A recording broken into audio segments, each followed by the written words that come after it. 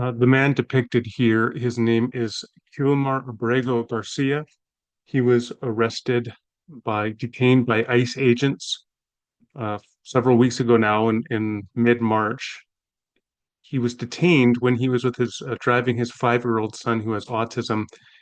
The agents then rounded him up and he was deported to a prison in El Salvador.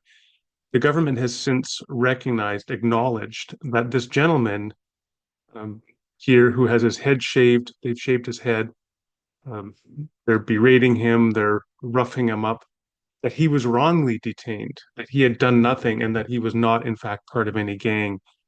But nonetheless, the US government has repeatedly refused to take any steps to retrieve Garcia from El Salvador. In fact, this past Friday, the Trump spokesperson for the White House actually issued a statement mocking the judge, telling the judge, "Why don't you go to El Salvador and try to get him back?"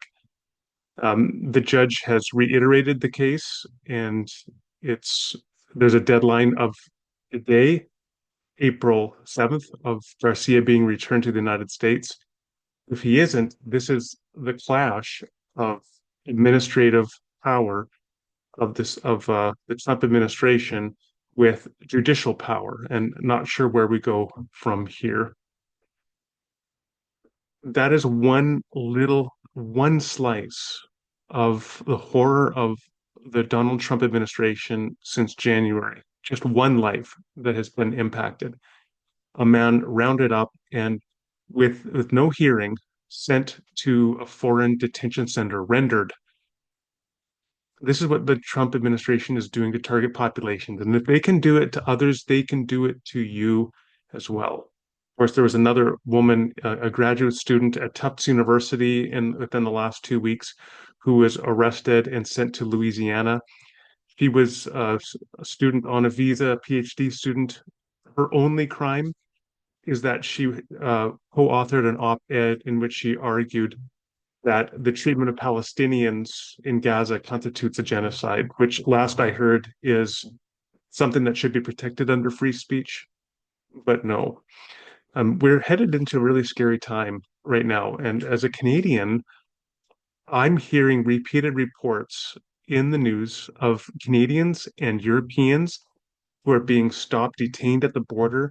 Their smartphones are being seized and searched and downloaded. Their social media profiles are being, sorry, it's scratching to be uh, man, this dog. Anyway, um, so there are repeated reports of social media accounts being analyzed, and any anti-Trump commentary could lead to detention. So there are Canadian immigration lawyers. I was just reading yesterday the most recent statements of Canadian immigration lawyers issuing warnings to Canadians going to the United States to be on your guard and not to bring a smartphone into the United States. Rather, they're recommending to bring burner phones into the United States.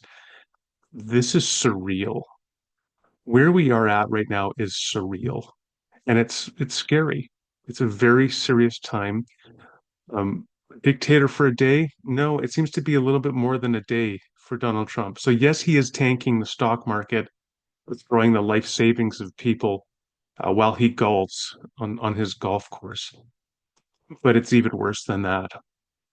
All of that to say that I recently did an interview with philosopher Miles Donahue about why evangelicals need to divorce themselves from Donald Trump. Of course, they never should have married him, so to speak, in the first place.